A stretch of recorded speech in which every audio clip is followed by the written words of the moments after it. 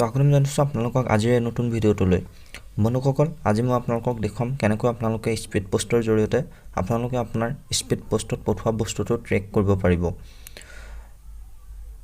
প্ৰথমে আপুনি আপোনাৰ মোবাইলৰ এটা ক্ৰম ব্ৰাউজাৰটো ওপেন কৰি ল'ব। ওপেন কৰি লোৱাৰ পিছত আপোনালোকে চাৰ্চ বাৰত ইণ্ডিয়া পোষ্ট বুলি চাৰ্চ কৰি দিব। চাৰ্চ কৰি দিয়াৰ পিছত নতুন এটা পেজ আহিব। পেজটো অহাৰ পিছত আপোনালোকে দেখিবলৈ পাইছে ট্ৰেক কনজাইনমেণ্ট নাম্বাৰ। এই ট্ৰেক কনজাইনমেণ্ট নাম্বাৰটোত আপোনালোকে ক্লিক কৰি দিব। ক্লিক কৰি দিয়াৰ পিছত নতুন এটা পেজ আহিব।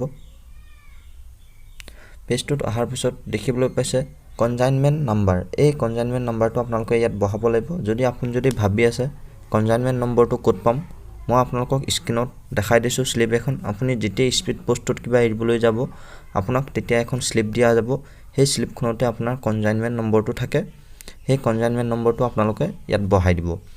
বহাই দিয়াৰ পিছত মই মোৰ কনজাইনমেণ্ট নম্বৰটো বহাই দিলোঁ। বহাই দিয়াৰ পিছত ইয়াত দেখিবলৈ পাইছে এই কেপচাৰকেইটা আছে। এই কেপচাৰকেইটা এই বক্সটোত বহাই দিব লাগিব। মই মোৰ কেপচাৰকেইটা বহাই দিছোঁ। আপোনাৰ কেপচাৰো বেলেগ থাকে, চবৰে কেপচাৰ বেলেগ থাকে। আপোনাৰ নিজৰ কেপচাৰটো বহাই ল'ব।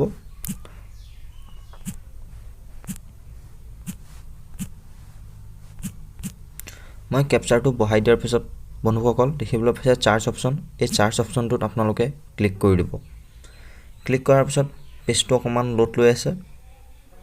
চাৰ্জ অপশ্যনত ক্লিক কৰি দিয়াৰ পিছত দেখিবলৈ পাইছে কনজাইনমেণ্ট নম্বৰ। ইয়াত মোৰ কনজাইনমেণ্ট নম্বৰটো ইয়াত শ্ব' হৈ গৈছে। তাৰপিছত ইয়াত দেখিবলৈ পাইছে মোৰ যিসমূহ ট্ৰেক হৈ আছিলে সেই ট্ৰেকসমূহ মোৰ ইয়াত সকলোবোৰ ষ্টেটাছ দেখাই আছে। অলপ তললৈ আহিব। তললৈ অহাৰ পিছত ইয়াত দেখিবলৈ পাইছে out for delivery current status. এনেকৈ আপুনি আপোনাৰ স্পীড পোষ্টৰ ষ্টেটাছটো আপোনালোকে নিজেই চেক কৰিব পাৰিব। আশা কৰোঁ ভিডিঅ'টো ভাল পাইছে। ভিডিঅ'টো ভাল পাইছে এটা লাইক কৰি দিব আৰু চেনেলটো যদি এতিয়ালৈকে ছাবস্ক্ৰাইব কৰা নাই চেনেলটো ছাবস্ক্ৰাইব কৰি ল'ব। ধন্যবাদ।